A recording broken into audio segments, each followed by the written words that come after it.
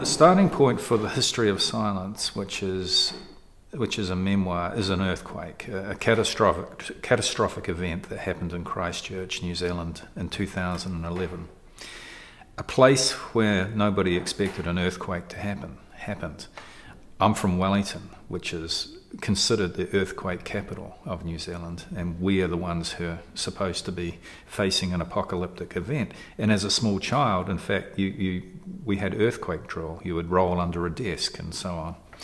So when it happened in Christchurch, it was a great shock to everybody. But what was interesting was that it had always been a seismic landscape. It had always been prone to really quite significant earthquakes, but 300 years ago, and it had forgotten this piece of history. And so when I went down to Christchurch and started to walk through this completely broken up landscape, a broken city actually, you could smell history because of the liquefaction rising from the ground. When you smell liquefaction, time suddenly has a smell. It's the soil, the substratum that sits beneath the city. And in that city, people had forgotten their own history. I went down there looking for something else. But the more I understood that it was a story about a people forgetting their foundations, I started to look at my own foundations, my own family's foundations, and realized we had been involved in this exercise of convenient forgetting, that there was a history of silence in relation to my own family's history, but there was also a cultural silence. When I grew up, there was no sort of sense of where we came from. That story wasn't told. Well, just within my household, within my family's story, there were no photographs of my parents as children. They never ever mentioned their parents because their parents didn't exist. To some extent, they didn't exist. And the whole place of memory and narrative is of great importance to me, increasing importance to me, actually. Yes, why do we remember the things that we do when we do? It seems that it's already there. These events are already swimming around in our subconscious, and they need another event to bring them to the surface. And in the case of a history of silence, it was an earthquake.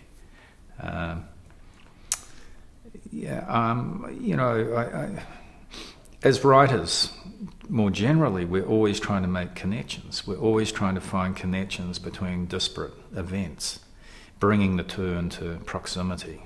That creates something, sparks. Creates a third reality, some other reality that wouldn't be apparent if you pull those two events apart.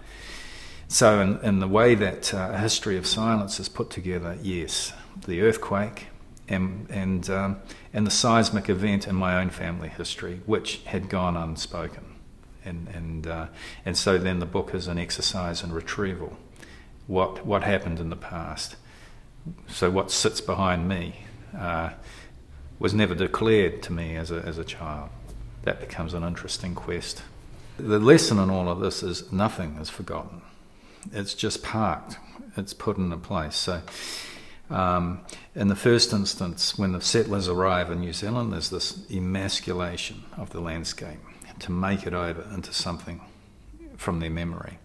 So the indigenous culture is pushed aside. And the original place names are completely sealed over. New names are slapped over the top of the indigenous names. But this is just a moment in time. It's waiting. We get into a post-colonial situation, in the case of New Zealand in the 1970s, 1980s, when what was suppressed and pushed down arises again. It has its own seismic arrival into our consciousness. And so the names get changed again. The indigenous names come and replace the European names and so on. And Te Reo, the indigenous language, is resurrected and encouraged. And the forests are grown back. The great lesson in soil is soil contains all the seeds of what used to be there. So all the indigenous forest, even though you may look at a sheep farm and you think, what has happened to those trees? If you left that sheep farm, just let it alone for 20 years, the original forest would begin to push up through the ground. So what we're talking about are just moments in time. I don't think anything is ever lost. It's just suppressed, buried for the moment, and then it's waiting. It's waiting for the right conditions to float to the surface and flourish again. So what can the writer do? A writer can bring to the surface the map making that's going on in their subconscious, making connections, which is a highly individual act, how we think. The place that we create in our head is not necessarily the place, the physical place we inhabit. It's not the documented place in which we live. The place we construct in our head is made up of all sorts of things that are forced to live together. And with everybody, we're completely different. Every individual has this interior space which would be unrecognizable to the next person, except through language. Language brings it to the surface. That's what I'm interested in doing, in bringing these maps of connected places, bits of geography that wouldn't normally sit together in the real world, bringing that to the surface. That's what's fun.